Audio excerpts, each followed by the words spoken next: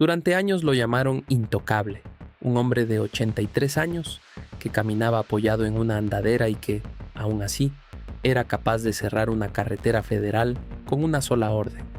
Lo habían detenido antes, lo habían soltado, y muchos en Tamaulipas estaban convencidos de que jamás volvería a pisar una celda, que había algo o alguien que siempre lo protegería. ¿Se equivocaban? El domingo 28 de junio de 2026, agentes federales lo interceptaron, no en su feudo del centro de Tamaulipas, donde nadie se atrevía a tocarlo, sino sobre la carretera nacional, a la altura de Santiago, en Nuevo León. Un hombre mayor, guayabera blanca, pantalón café claro, sandalias. Nada en su aspecto delataba lo que las autoridades federales dicen que representa: el líder de una estructura armada señalada durante 15 años de operar bajo la sombra del Cártel del Golfo. Y aquí es donde empieza lo que casi nadie ha contado completo, porque su captura no cierra una historia, la abre. Deja sobre la mesa preguntas que ni la Fiscalía ni el gobierno de Tamaulipas han querido responder del todo. ¿Por qué ahora? ¿Por qué lo soltaron la última vez? ¿Y qué pasa con quienes, según el propio expediente político, lo dejaron libre? Si quieres entender cómo un anciano con andadera llegó a controlar 6 municipios, cómo salió libre una vez teniendo órdenes federales encima, y qué es exactamente lo que las autoridades siguen sin aclarar, este es el lugar. En este canal reconstruimos el operativo paso a paso, con lo que está documentado y separando siempre el hecho comprobado de lo que todavía es sospecha. Suscríbete ahora para seguir el hilo de este expediente hasta el final, porque esta historia tiene cabos sueltos que apenas empiezan a moverse, y aquí no los vamos a soltar. Este es el tipo de caso que Expediente Operativo desarma pieza por pieza. Empecemos por el nombre: Octavio Leal Moncada. En los papeles oficiales aparece como Octavio L. En la región lo conocen por 2 apodos: el Profe y el Tarzán. Y para entender por qué su detención sacudió al estado entero, hay que retroceder al año 2010. Ese año, Tamaulipas ardía, y para entender lo que venía, hay que entender esa guerra.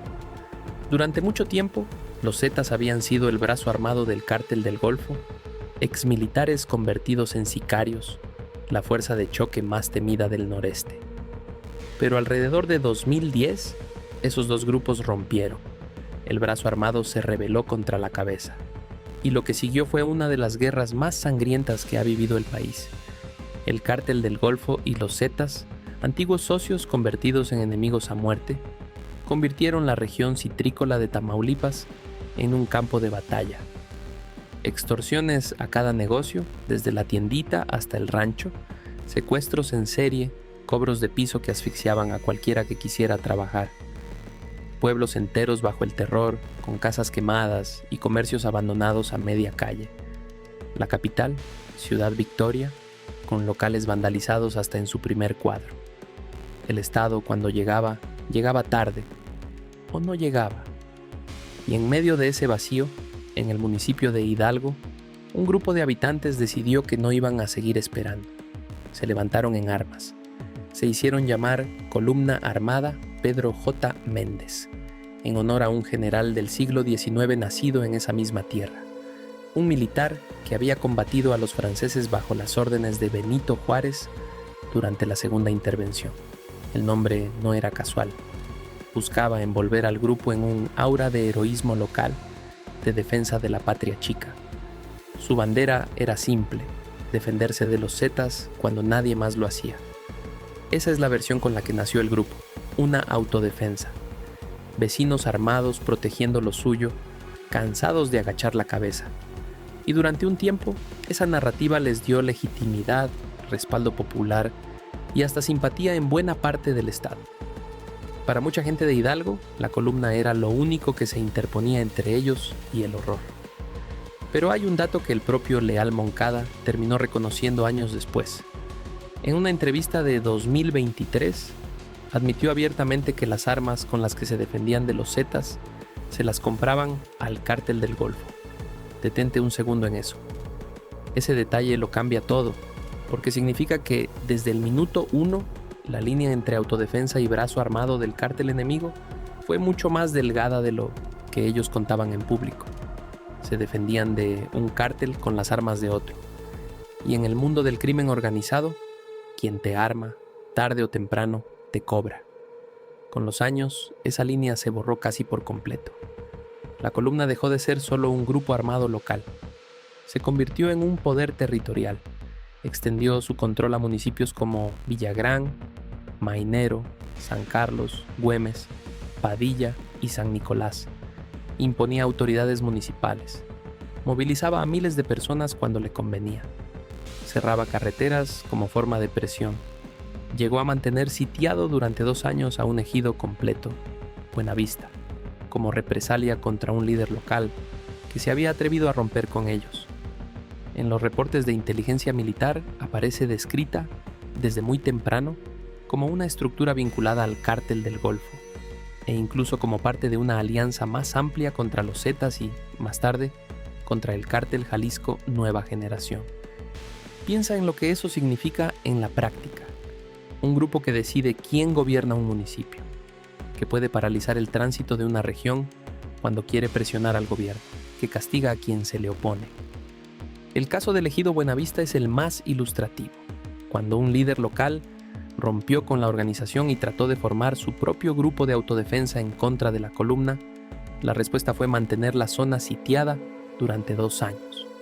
2 años, con enfrentamientos, muertos y daños materiales entre ambos bandos. Eso no es una asociación vecinal. Eso es un poder que impone su ley por la fuerza. Analistas lo han descrito, sin exagerar, como una especie de Estado dentro del Estado. La propia organización siempre lo ha negado.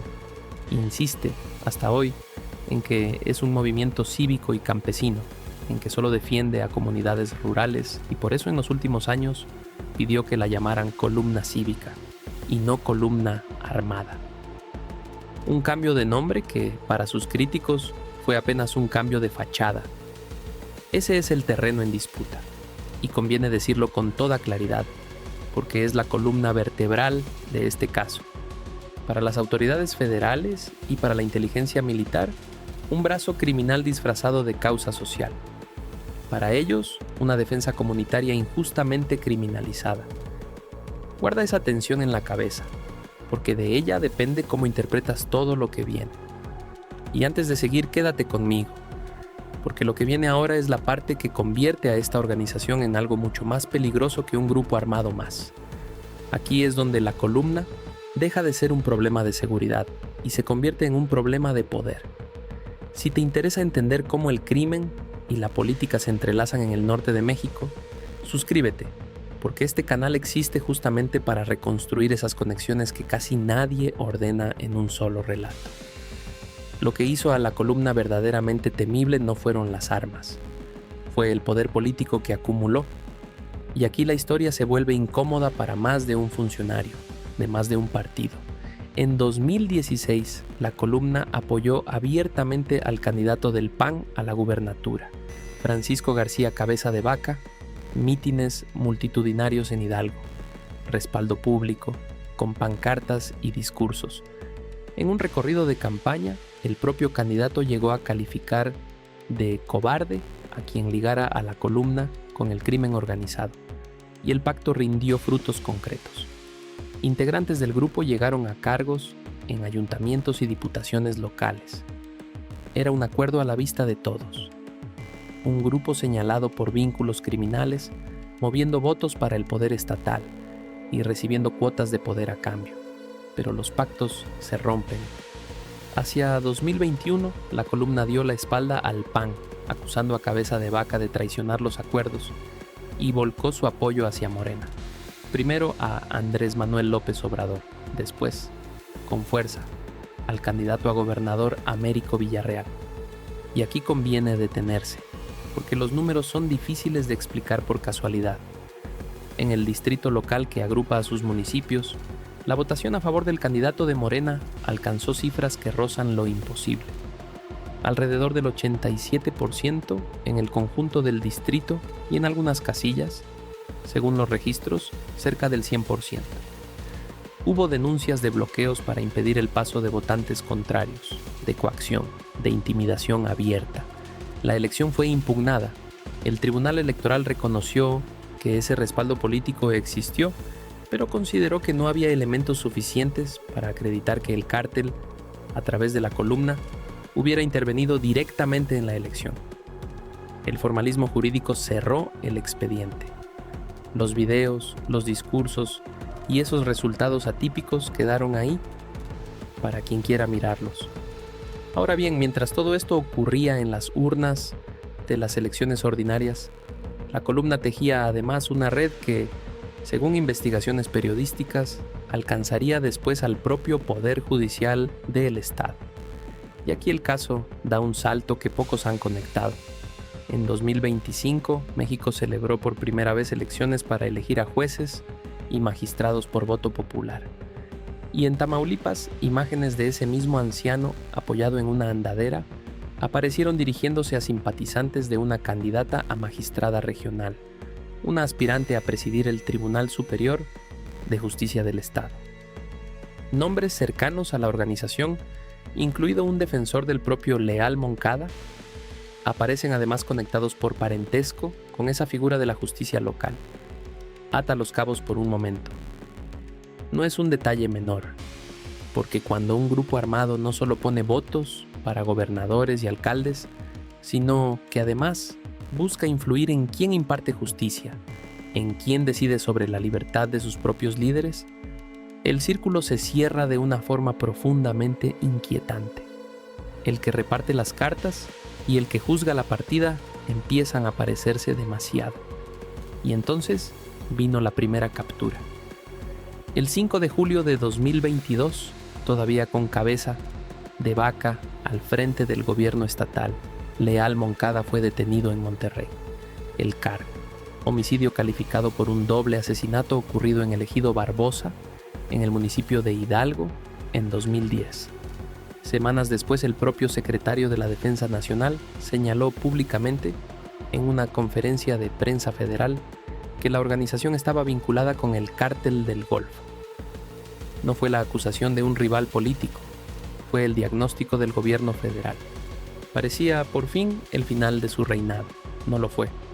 Y aquí está uno de los huecos que nadie ha explicado del todo, uno de esos silencios que dicen más que 1000 boletines. Américo Villarreal, el candidato al que la columna había ayudado a ganar, tomó posesión como gobernador el 1 de octubre de 2022. Menos de 2 meses después, un magistrado revocó el auto de formal prisión contra Leal Moncada y ordenó su libertad inmediata. La resolución habló de falta de elementos para procesar.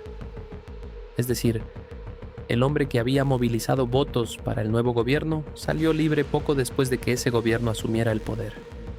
¿Coincidencia jurídica? ¿O algo más? Las autoridades nunca han aclarado del todo esa secuencia. Y esa es precisamente la pregunta que sigue suspendida sobre este caso, la que ningún funcionario ha querido responder de frente. ¿Qué pasó exactamente entre la orden de aprehensión y la puerta abierta de la cárcel? Nadie ha explicado por qué se cayó el proceso justo entonces. Y en el silencio de esa pregunta cabe toda la sospecha. Sé que llevamos un rato juntos en esta reconstrucción, así que déjame recordarte por qué vale la pena quedarse hasta el final. Todavía falta el operativo de este año, los cargos federales que ahora enfrenta y la pregunta más incómoda de todas sobre quién mueve realmente los hilos de la columna. Suscríbete para no perderte el desenlace, porque en este canal no dejamos las historias a medias. Las seguimos hasta que la Fiscalía mueve ficha. Somos la fuente que reconstruye el expediente completo, no el titular suelto. Cabeza de Vaca, ya como exgobernador, lo dijo sin rodeos tras la nueva captura. Aseguró que durante su administración se había logrado detener a Leal Moncada y señaló directamente al gobernador Villarreal, a una magistrada y a un juez de haberlo liberado pese a las órdenes de aprehensión federal. Y remató con una exigencia pública: que caigan también los cómplices que lo dejaron salir. Hay que decirlo con precisión. Esa es su versión, la de un adversario político en plena guerra con el gobierno actual. Y como tal hay que tomarla con pinzas, pero pone el dedo en una llaga que sí está documentada. Entre 2022 y 2026. Un hombre con antecedentes penales y con la etiqueta de operador de un cártel estuvo libre, moviéndose, apareciendo incluso en actos de apoyo a candidaturas judiciales, lo cual nos trae de vuelta al presente, al operativo de este 28 de junio. Vamos a reconstruirlo con lo que está confirmado. Fuerzas federales lo detuvieron cerca del mediodía del domingo sobre la carretera nacional en el municipio de Santiago, Nuevo León. Y fíjate en la elección del lugar, porque no es casual. No fueron por él a Hidalgo, su bastión, donde cientos de personas podían salir a la calle en minutos y donde un operativo habría corrido el riesgo de convertirse en un enfrentamiento abierto. Lo esperaron o lo ubicaron fuera de su territorio, sobre una carretera de otro estado, donde estaba solo y donde su estructura no podía protegerlo. Es la diferencia entre entrar a la fuerza a una fortaleza y esperar a que el objetivo salga de ella. Un cálculo de inteligencia, no de músculo. En el Registro Nacional de Detenciones de la Secretaría de Seguridad y Protección Ciudadana, la dependencia que encabeza Omar García Harfuch, quedó asentada la captura poco después. El estatus que aparecía esa tarde cuando la prensa consultó el sistema. En traslado. La ficha oficial lo describió con un detalle casi frío, casi burocrático. 1,55 m de estatura, tez clara, complexión media, la guayabera blanca, el pantalón café claro, las sandalias negras, los calcetines negros. Un retrato administrativo de un hombre que, durante 15 años, fue cualquier cosa menos administrable.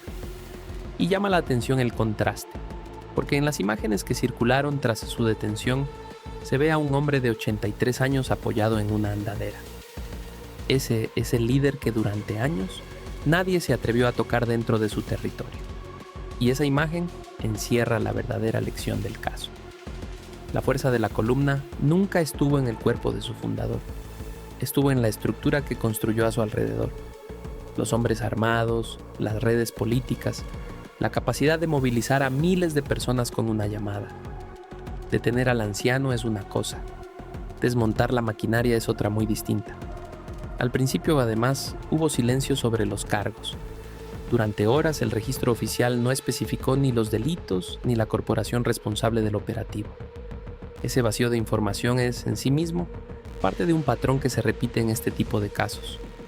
Primero aparece la detención y después, con cuentagotas, la explicación. Con el paso de los días trascendió que la Fiscalía General de la República lo acusa de delincuencia organizada, tráfico de migrantes y secuestro. Cargos federales de mucho peso. Ya no un homicidio del fuero común, como en 2022, sino delitos que colocan el caso en otra dimensión por completo. Delitos que apuntan a una operación criminal estructurada y no a un hecho aislado. Y la reacción sobre el terreno confirmó, en cuestión de horas, el poder que aún conserva la organización. En cuanto se conoció la captura, se levantaron bloqueos sobre la carretera Victoria-Monterrey, justo frente a su bastión en Hidalgo. Un hombre detenido a cientos de kilómetros de distancia, y su gente cerrando una vía federal casi de inmediato. Piénsalo. Esa capacidad de respuesta, esa velocidad para movilizarse, dice más sobre lo que realmente es la columna que cualquier boletín oficial. Un líder detenido no equivale a una estructura desactivada, y si has llegado hasta aquí es porque te interesa el fondo, no solo el escándalo. Por eso te pido algo concreto: suscríbete. No por costumbre, sino porque este es exactamente el tipo de caso que este canal desmenuza cuando otros ya pasaron a otra nota. La fuente seria que reconstruye el operativo completo, con sus contradicciones y sus huecos. Ese somos nosotros, y contigo suscritos somos más difíciles de ignorar. Antes de cerrar, seamos rigurosos, porque en este canal esa es la regla que no se negocia. Hay que distinguir con precisión lo que está probado de lo que no. Que Octavio Leal Moncada fue detenido el 28 de junio, hecho registrado oficialmente. Que la Secretaría de Seguridad y Protección Ciudadana asentó la captura, hecho. Que la Fiscalía le imputa delincuencia organizada, tráfico de migrantes y secuestro. Eso es lo que ha trascendido de la acusación, y será un juez quien determine si se sostiene con pruebas. que la columna es un brazo del Cártel del Golfo. Es un señalamiento reiterado por autoridades e investigaciones, respaldado por la inteligencia militar desde 2010, por la declaración pública de un secretario de la Defensa e incluso por la propia admisión de Leal Moncada sobre la compra de armas al cártel. Pero al mismo tiempo, es una acusación que la organización rechaza de forma tajante y que, en el terreno estrictamente judicial, todavía debe probarse caso por caso, imputación por imputación. Distinguir esas capas no es un tecnicismo aburrido, es la diferencia entre informar y linchar. Y este canal informa. Quedan para terminar las preguntas que nadie ha respondido y que son las que de verdad importan. ¿Por qué lo soltaron en 2022? ¿Con qué fundamento real se cayó aquel proceso? ¿Qué papel jugaron los funcionarios que Cabeza de Vaca señaló? ¿Y si esa acusación llegará alguna vez a un expediente formal o quedará en el ruido político? ¿Por qué la captura llega justo ahora, en 2026, cuando el andamiaje político que parecía protegerlo empieza a resquebrajarse? Y sobre todo, la pregunta que resume el caso entero.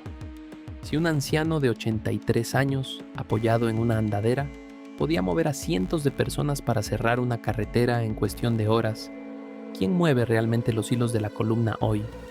¿A quién detuvieron de verdad y a quién no? Esa es la parte del expediente que sigue abierta. Es la que las autoridades no han cerrado. Y es la que en este canal vamos a seguir vigilando. Porque la historia de la columna armada Pedro J. Méndez no es solo la de un grupo armado en un rincón de Tamaulipas. Es el retrato de cómo el crimen organizado, la política y la justicia pueden llegar a tocarse hasta volverse difíciles de distinguir. De cómo un grupo que nació, en teoría, para proteger a la gente, terminó señalado de convertirse en aquello contra lo que decía luchar. Y de cómo, incluso con órdenes de aprehensión encima, un hombre puede pasar años en libertad si el andamiaje adecuado lo sostiene. La caída de El Tarzán responde una pregunta, la de si finalmente sería detenido, pero abre muchas otras. Y son esas otras las que definen si esto fue el principio del desmantelamiento de una estructura o solo la caída de una pieza fácilmente reemplazable. Si esta reconstrucción te sirvió para entender lo que hay detrás del titular, déjamelo en los comentarios con una respuesta honesta. ¿Crees que esta vez la detención se sostendrá o volverá a quedar libre como en 2022?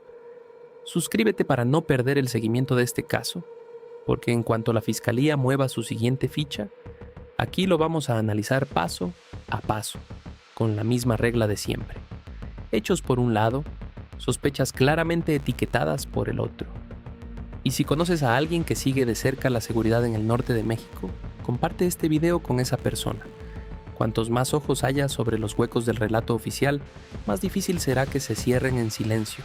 Nos vemos en el próximo expediente.